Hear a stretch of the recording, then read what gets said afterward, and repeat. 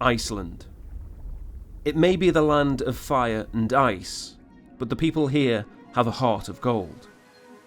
None more so than Sara Sigmundsdottir, a world-renowned athlete looking to help a 13-year-old boy as he attempts to beat a life-threatening illness. He's been in this situation since July, and this just came out of nowhere. He does like 3 sports and is in school and is just very active. And then all of a sudden he got very sick, and this very serious sickness that nobody knew what was happening. So it's quite the shocker.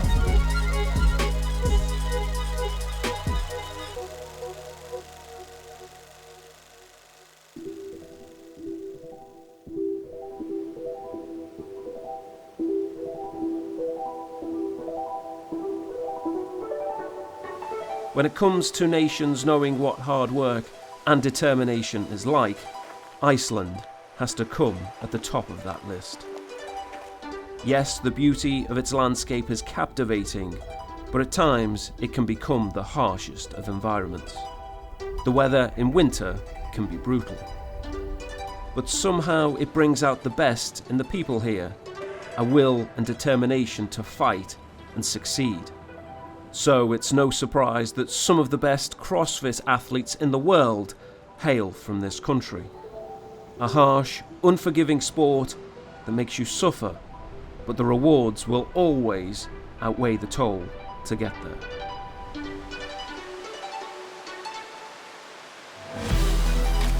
Sara Sigmundsdottir is one of the biggest names in the sport of CrossFit. Since landing on the world stage in 2015, this talent from Keflavik has been part of a group of athletes putting the nation on the sporting map, setting standards and helping promote what is a niche sport, the sport of fitness, achieving podium finishes at 2 CrossFit Games and winning countless other world events. Gold is never far away for Sigmundsdottir. But an athlete's success is not always measured by just sporting achievement alone. When a position of power is achieved, the responsibility to handle it must surely follow. Upon hearing the story of a young boy by the name of Jói and his sudden struggles, Sara wanted to help.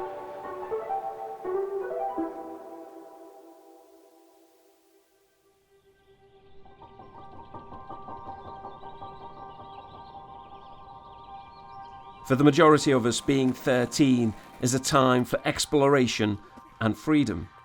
A time in our lives when we're on the cusp of earning our rite of passage. But for Jói, a large roadblock occurred, one which struck a chord in the hearts of the local community.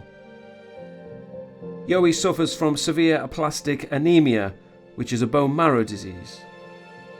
It happens when the bone marrow, a soft, spongy tissue inside the bones, fails to make enough white blood cells, which can be life-threatening.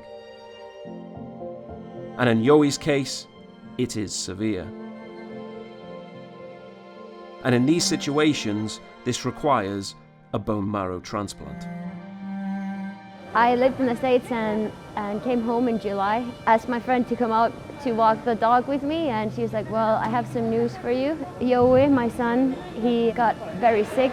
All of a sudden he got bruises everywhere on his body, and she notices it, and she's like, I think I want to make him do a blood test. He isn't making any white blood cells, so they've been trying to give him blood and everything, and his body doesn't react to anything. So they had to go to Sweden. He's like one in I don't know how many millions that has this, so they had to go to Sweden, and his brother is 100% matched to him, so his brother is giving him bone marrow. So he's now in isolation for about 6 to 8 weeks until the white blood cells start getting better, and that's actually happening, which is very good news. Then he has to stay in Sweden for about 3 to 4 months. So he's been in this situation since July, and this just came out of nowhere. He doesn't feel that sick or anything, and he does like 3 sports and is in school and is just very active.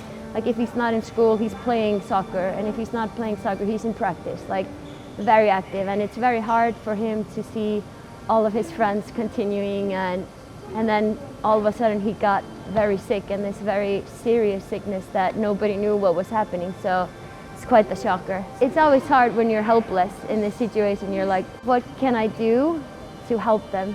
There's nothing you can do almost than to wait. Then I just got this idea of like, why don't I do something with my fitness and my platform to try to help them as much as I can? Because they're out of work for 6 months now, so they can spend time with him in Sweden, and it's no joke. So while Joey was in hospital in a different country, Sara got to work to see how she could help. But finding the right balance to enable everyone to join her in the journey was important. So devised was a plan to do a 100-kilometre fundraiser on a gym bike. I just thought about a test that's very hard mentally. Sitting on a bike it's hard. It's not as hard as what he's dealing with. Me and my training buddies, we all biked 100K, and my dad also. He was only going to do 50, but he's very competitive like me. So he ended up doing 100, of course. He's 64, by the way. I just thought about something that everybody can be a part of, and that's not that taxing on the body. Like if we would be running 100K, nobody would take part of it, and we would be messing us up for, like, it's nonsense. So 100K at the same spot for 4 hours. It's quite the challenge, but nothing compared to what he's dealing with.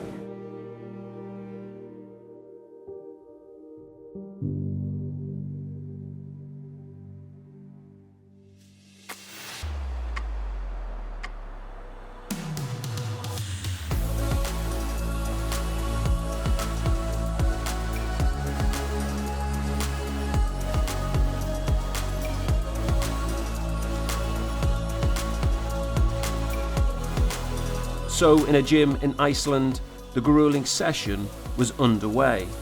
Sigmundsdottir front and centre, leading the pack as they would in the Tour de France, with her dad Sigmund taking his place in the event too. But all this effort has to be rewarded, and there was no doubt the people back Sara in her cause to help. It's been an insane response, to be fair. Like, I've gotten so many messages from random people, like people that I've never met or anything, just asking me for the IBAN number, or because they don't have PayPal or something like that. So the response was very, very good, and also just the people that showed up and everything, and you're so grateful for everything. And we called him before I started, and he started just crying, and his mom started crying, and I was like, I have to say goodbye, because then I'm starting to cry now. But it's always good to be able to do something to help a little bit. To add to the occasion, Liverpool Football Club shirts were worn by those who had them. Both Joey and Sara are Liverpool fans, a common bond between two people while they each fight for the same cause. During her recuperation from a knee injury during the pandemic, Sara received a message from Liverpool's Netherlands international Virgil van Dijk. Both were going through anterior cruciate ligament recovery at the same time. And it's a gesture not forgotten by Sigmundsdottir, and if he knew it or not, Van Dijk was also supporting from afar on the day. My boy Virgil, my ACL brother, he was with us in spirit. We decided to wear either the town that we live in or a Liverpool shirt here to represent him. My legs are a bit tired, but it was 3.5 hours sitting on a bike, sitting in the same place. It's amazing when you're doing something as a fundraiser. I was thinking the whole time when I was feeling bad for myself, like, hey, the boy that I'm doing this for is in isolation now. You can't whine because you're biking 100K. Like, it's over before you know it. Well, he's in isolation in 6 to 8 weeks. It gave me a lot of energy. There's a lot of spirit here.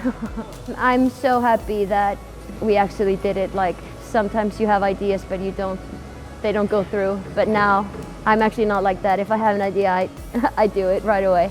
And I'm happy that we did it. And I'm happy with the response. But the fundraising and awareness doesn't stop there. You can still help Joey and others in their battle against severe aplastic anemia by donating blood and bone marrow. And as Joey was treated at the Ronald McDonald House in Sweden, you can help directly with the charity. The link is in the description in this video. Sara will still be fighting for honours in CrossFit now she's made a full recovery from her ACL injury. But just as important to her is fighting for those in this world less fortunate.